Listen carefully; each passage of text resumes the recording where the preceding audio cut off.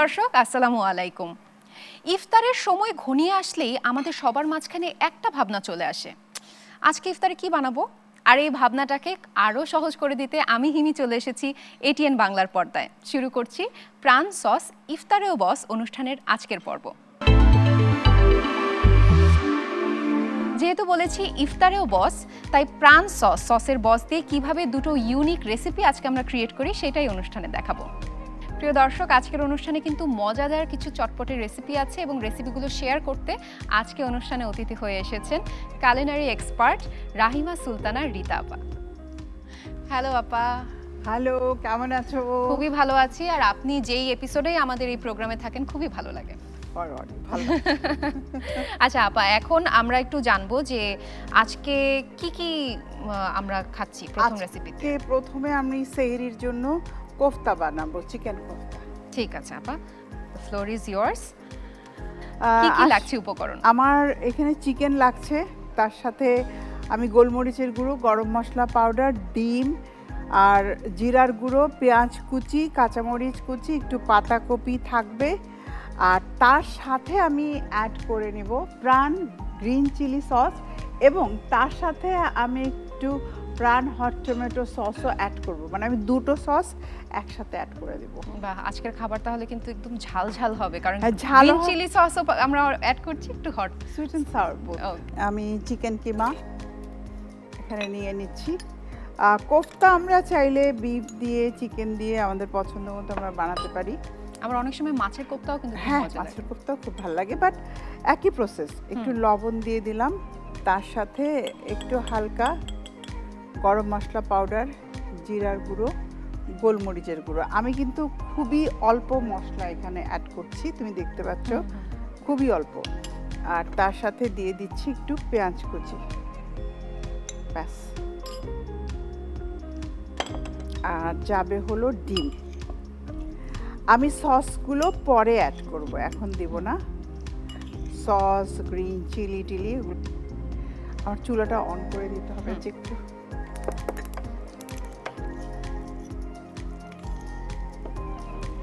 আপাকে ছোটবেলা থেকেই রান্না বান্না খুব পছন্দ করতেন? না, তাই? অনেকের ধারণা যে আমি খুব ছোটবেলা থেকে রান্না করতাম, তা না। আমি আসলে যখন থেকে ভেবেছি, মানে মাস্টার্সের পর যে আমি প্রফেশন হিসাবে নিব, তখন থেকেই সিরিয়াস। এর আগে আমি আমার 4 বছরের হোস্টেল লাইফে আমার মনে হয় নিজের হাতে এক কাপ চা বানিয়েও খাইনি। এটা অনেকে মানে ভাবনা যে আমি হয়তো ছোটবেলায়, কিন্তু যেদিন থেকে আমি এটাকে ক্যারিয়ার হিসাবে নিলাম, আমি মানে বাংলাদেশ পর্যটন কর্পোরেশন থেকে hotel management, food and beverage, pastry and bakery, এগুলোর উপরে ফুল কোর্স কমপ্লিট করি। খুবই অল্প তেল দিয়ে আমি এটা রান্না করব, শ্যালো ফ্রাই করব। আমি গোল গোল ছোট ছোট করে হাতে ইয়ে করে দিচ্ছি।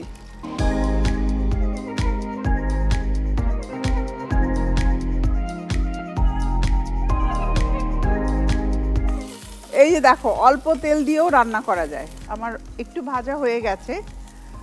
আমি আজকে টক দইয়ে রান্না করব। সত্যি কথা যেটা, যে টক দইটা এত উপকারী যে আমার মূল উপকরণই এখানে টক দই থাকবে। আর একটু পানি দিয়েছি না? হ্যাঁ, একটু পানি অ্যাড করেছি, টক দই দিলাম, সেই প্যানেই রান্না করছি। একটু অয়েল আমার ছিলই এর মধ্যে, আমি একটু গোলমরিচ অ্যাড করে দিলাম।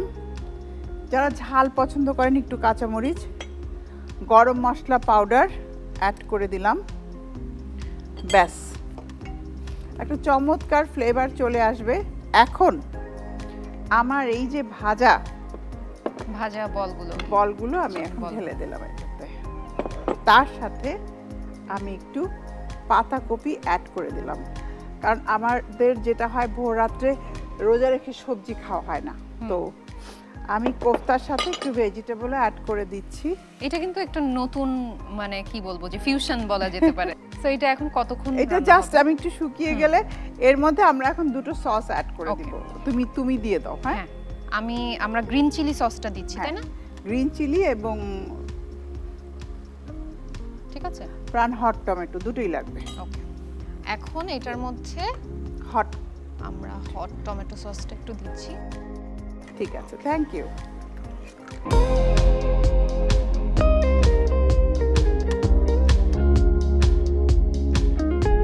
তৈরি হয়ে গেল সেহরির জন্য চিকেন কোফতা তোমার জন্য। থ্যাংক ইউ সো মাচ আপা। তবে এটা আমি সেহরিতে না, এটা কিন্তু আমি একটু পরে ইফতারিতেই খাবো। আর চলুন এই রেসিপির প্রস্তুত প্রণালীটা আমরা একটু দেখে আসি।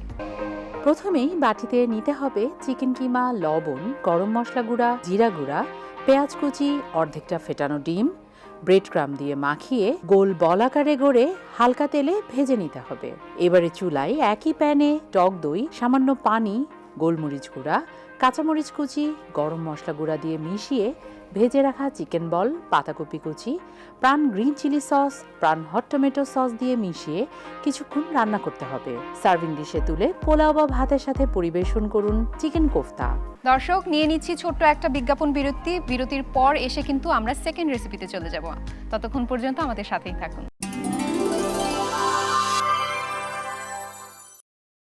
প্রিয় দর্শক, ফিরে এলাম বিরতি থেকে। আপনারা দেখছেন প্রাণ সস ইফতারেও বস।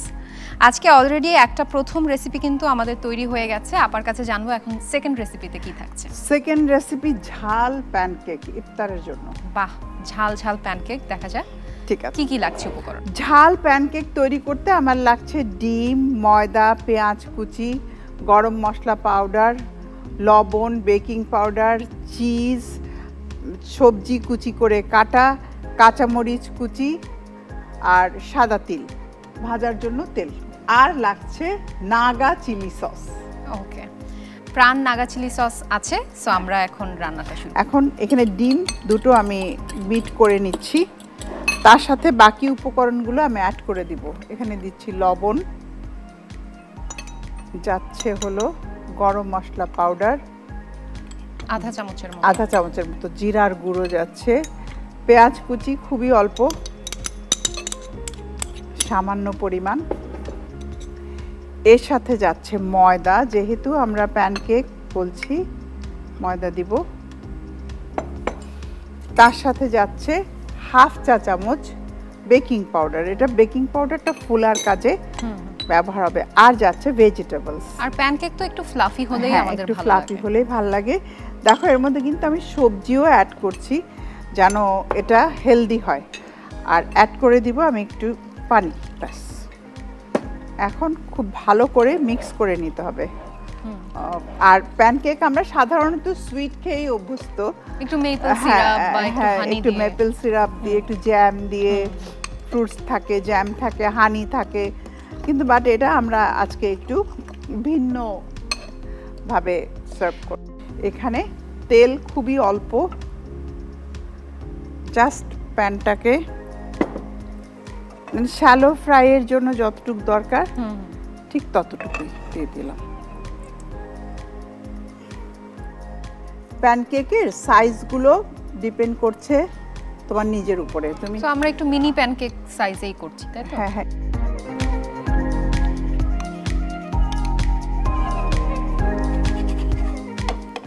হয়ে গেছে। এই যে দেখো সুন্দর একটা কালার এসেছে কিন্তু। এরকমই হবে।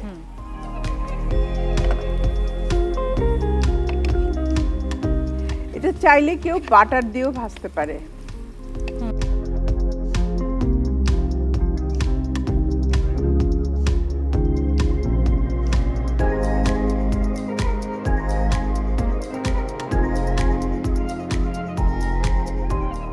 এখন তুমি এর উপরে অল্প অল্প করে প্রাণ নাগা চিলি সস দিয়ে দাও। আমার উপর বিরাট একটা দায়িত্ব কিন্তু রিতা আপা দিয়ে দিয়েছেন।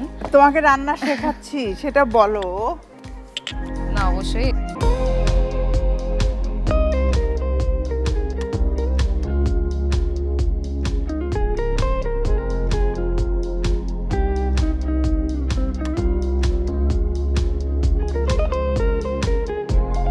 তৈরি হয়ে গেল। হ্যাঁ, তুমি তো করলে, বলো। এই পুরো রান্নার রেসিপি কিন্তু আমি করেছি না, আসলে আপা করেছেন। Thank you so much. খুবই সুন্দর একটা রেসিপি হয়েছে। চলুন এই রেসিপির প্রস্তুত প্রণালীটা আরেকবার দেখে আসি। একটি বাটিতে ডিম বিট করে মেশাতে হবে লবণ, গরম মশলা গুঁড়া, জিরা গুঁড়া, পেঁয়াজ কুচি, ময়দা, বেকিং পাউডার, মিক্সড ভেজিটেবলস, সামান্য পানি সব ভালোভাবে মিশিয়ে চুলায় ফ্রাইং প্যানে সামান্য তেলে প্যানকেকের শেপে ভেজে সার্ভিং ডিশে তুলে প্রাণ নাগা চিলি সসের সাথে পরিবেশন করুন ঝাল প্যানকেক। দেখে আসলাম প্রস্তুত প্রণালী। আপা থ্যাংক ইউ সো মাচ এত সুন্দর দুটো রেসিপি করার জন্য, এবং আমাকে দিয়েও আজকে একটু রান্না করালেন, আমিও শিখলাম। এবং আজকে প্রাণ সসের পক্ষ থেকে আপনার জন্য একটি ছোট্ট গিফট আছে। প্রাণ সসের পক্ষ থেকে বিভিন্ন ফ্লেভারের সস আপনার জন্য। খুবই চমৎকার সস, আমি খুব ভালোবাসি, আর এটা রমজানে আমার কাজে আসবে। ধন্যবাদ। জি ঠিক আছে, আমরা এখন এটা একটু রেখে দেই। চলেন, যেহেতু ইফতারের সময় এগিয়ে এসেছে, আমরা ডিশগুলো নিয়ে টেবিলে চলে যাই। চলো।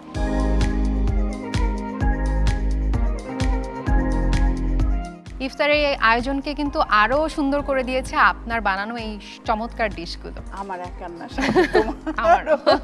দুইজন মিলে আমরা আজকে ইফতার বানিয়েছি, ইফতার এন্ড সেহরি। আর আমি দর্শকদের বলবো আপনারা কিন্তু সেহরিতে অথবা ইফতারে এই রেসিপিগুলো ট্রাই করে দেখতে পারেন। আশা করছি আপনাদের ভালো লাগবে। থ্যাংক ইউ সো মাচ আপা আজকে প্রোগ্রামে আসার জন্য। আর দর্শকদের উদ্দেশ্যে কি কিছু বলার আছে? দর্শকদেরকে একটা কথাই বলবো, ভালো খান, সুস্থ থাকুন। রমজানে বেশি বেশি পানি খাওয়া উচিত। মানে আমাদের ইফতার থেকে নিয়ে সেহরি পর্যন্ত আমরা যতটুকু সময় পাবো 2-3 ধরনের শরবত না হলে ডিহাইড্রেশন হয়ে যাওয়ার একটা সম্ভাবনা থাকে। প্রিয় দর্শক, রমজানের নতুন নতুন রেসিপি নিয়ে আমি হিমি 18 বাংলার পর্দায় চলে আসব প্রতিদিন বিকেল 4:40। প্রাণ সস ইফতারেও বস অনুষ্ঠান থেকে আজকে বিদায় নিচ্ছি। সবাই পরিবারের সঙ্গে ইফতার আয়োজন উপভোগ করুন এবং সঙ্গে কিন্তু রাখুন প্রাণ সস।